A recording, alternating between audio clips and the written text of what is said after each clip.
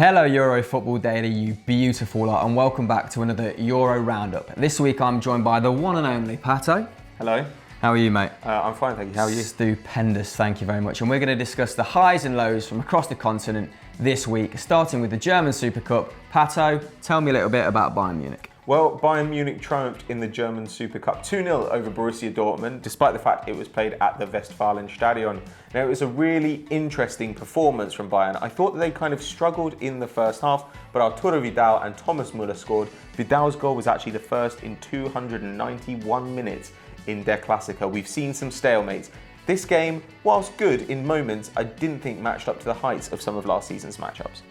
Yeah, to say that Ancelotti's men struggled to start with would be an understatement. Thomas Tuchel's men really took the game to them in the first half, and Manu Neuer sort of kept them at bay with the likes of Ramos, Dembele and Kagawa really testing him out. And we see this with a breakdown of the play, mate. When you look at what percentage of the match was played in each territory, it's very interesting that 31% of it was played in Bayern's third compared to 21% in Dortmund's third. And the Bavarians really did struggle. I mean, we mentioned the likes of Ramos, Dembele, Weigl.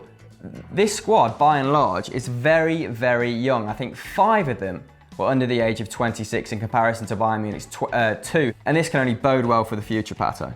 Well, as can the fact that last season was Thomas Tuchel's first season at the club, and they were already a really dominant force in the Bundesliga. If they'd been in the Champions League, we might have been calling them maybe the 4th or 5th best side in Europe. Now, actually, that energy as well from the young players, combined with having had a year of Tuchel's coaching, really gave them an advantage in this game. They knew exactly what they had to do, and they did it because they shut down Xabi Alonso. Shut him down. This is a guy who last season completed more passes in the Bundesliga than any other player, though it was only 2 more than Borussia Dortmund's 20-year-old Julian Weigl.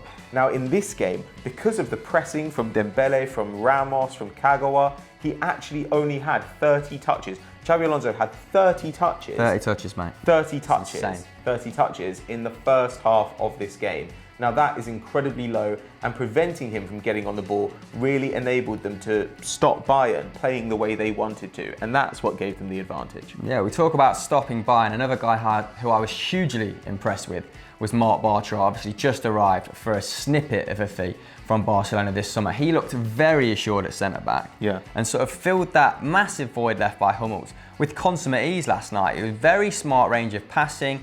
He looked confident on the ball. And I tell you what, Hummels actually looked a little bit shaky next to Philipp Lampard. And there was a big old space on that right-hand side that Dortmund were often exploiting. Well, yeah, they just left this highway open for people like Ramos and Dembele to get through. And that's where very good chances came in the first half when they got shots away on target, which was saved by Manuel Neuer. Like you say, Hummels, normally outstanding with his passing, played some really weird cross-field balls which could have ended badly for the club. In tears. In tears. In tears. But let's not go overboard. Bayern Munich did win this game. They've got an incredibly strong squad, despite the fact that last night they were missing Renato Sanchez, Holger Badstuber, Arjen Robben, Jerome Boateng, a lot of really important players. But what we can say is this bodes well for the season to come. We could see a really interesting campaign in Germany. We're now catching a flight from Germany over to Spain to check out the result in the Spanish Super Cup. Barcelona ran out 2-0 winners at the Ramon Sanchez Pizjuan over Sevilla, thanks to goals from Luis Suarez and Munir. Christoph, tell me a little bit about Jorge Sampaoli's Sevilla. Well, Pato, was very impressed with Sampaoli's men last night. They really took the game to Barcelona first half. As you'd expect from the Chileans team, they were pressing really high. They were being really aggressive when they didn't have the ball. And in that 4-2-3-1, they really did stifle Barcelona's 4-3-3.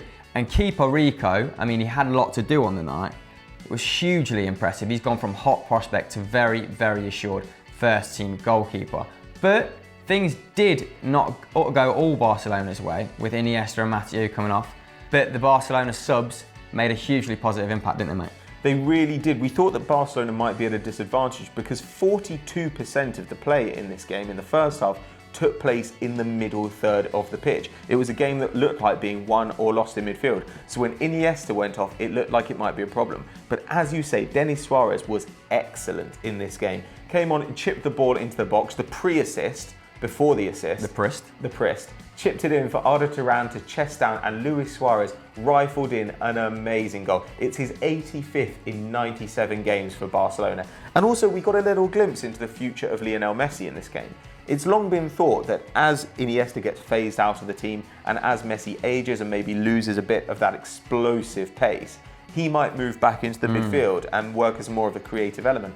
And we saw that here, gave the ball through for Munir's goal. That's his 19th assist in all competitions this season, in 2016 rather. That's more than any other La Liga player has managed by 4. That's pretty impressive, I think you'll agree. That is hugely impressive, just like the finish by Munir, who's really picked up the mantle pre-season in Neymar's absence. But we don't think Sampaoli's men should be too downhearted. This is only their second game under the Chilean. They've got to adjust to his ways. We say second game, it's the second formation they've tried as well, after a very daring 3-3-3-1 against Real Madrid, which very, very nearly panned out. He brought on the likes of Ganso and Ben Yedder, who they'll be important players this season. Yeah. You know, they've lost some big names like Krychowiak to PSG, so he'll be looking to bed them in anytime, game time they get before La Liga season kicks off is a bonus, and we hope they can, under the Chilean, can break the hegemony of the top 3. But what do you think? Let us know in the comments below. So, moving away from Super Cups and onto some domestic football, and this week saw Ligue 1 commence. Pato, what match day 1 tickled your pickle, mate? Well, I saw former Sevilla manager Unai Emery get off to a winning, if slightly unconvincing start. Sluggish, exactly. PSG faced Bastia, who finished 10th last season and have acquired a speedy new striker in Thierry Bafuma. But PSG left it late-ish to win this game thanks to a goal from former Monaco left-back Livan Kurzawa. They got a 1-0 win, and it's an interesting start to an Ibrahimovic-less season. But Chris, what did you see? I saw a ball draw between Marseille and Toulouse, which means Marseille have only won 1 game in their last 17 attempts at home. Pato, if they don't want to be involved in another relegation dogfight, that has got to improve dramatically. I also saw Lacazette score an emphatic hat-trick for Lyon against Nancy. Please let me know if I've got the pronunciation wrong in the comments. I'm sure you will. Much to the chagrin of Arsenal fans like you, Pato, he looked the real deal yet again. And I saw Mevla Erding score 2 for the second time in 2 years on match day 1 for Metz. So, quite an interesting weekend in League One. An intriguing first weekend indeed, Chris. Indeed. But where do we think the season will end up? Will PSG be able to affect the same level of dominance over Ligue 1 in the absence of Zlatan? Let us know what you think in the comments below. Probably though.